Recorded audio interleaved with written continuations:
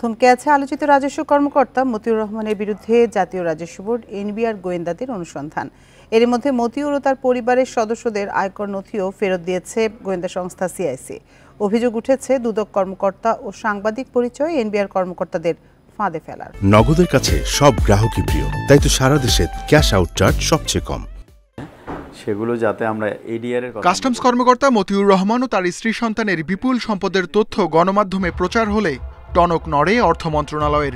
NBR থেকে মতিউরকে সরিয়ে সংযুক্ত করা হয় অভ্যন্তরীণ সম্পদ বিভাগে। অভিযোগ অনুসন্ধানে কাজ শুরু করে এনবিআর এর কেন্দ্রীয় গোয়েন্দা সংস্থা সিআইসি।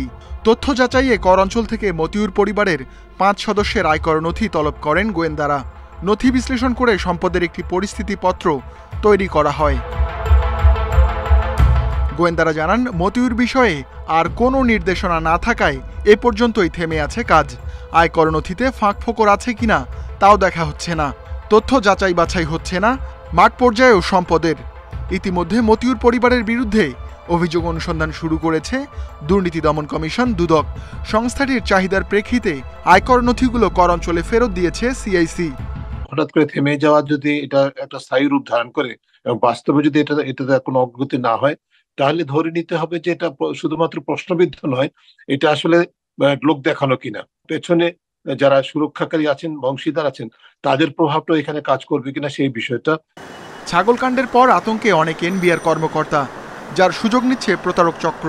কর্মকর্তারা জানান, কিছু প্রতারক দুদক কর্মকর্তা পরিচয়ে তাদের খোঁজ করেন। এরই মধ্যে এনবিআর এর 2 জন কর্মকর্তা প্রতারিত হয়েছেন বলে জানা গেছে। এই ধরনের যদি কোনো অজ্ঞাত পরিচয় কোনো ফোন থাকে বা কোনো ব্যক্তির নাম থাকে, আপনি দুদকে ফোন করেন, দুদকের যেটা হটলাইন সেখানে ইনফর্ম করেন, দুদকে লিখিতভাবে জানান, অবশ্যই দুদক এর বিরুদ্ধে কার্যকরী পদক্ষেপ নেবে। অভিযোগ উঠেছে, মূলধারার গণমাধ্যমের পরিচয় দিয়েও এনবিআর কর্মকর্তাদের হয়রানি করছেন প্রতারকরা। Ruhul Amin, independent news, Dhaka.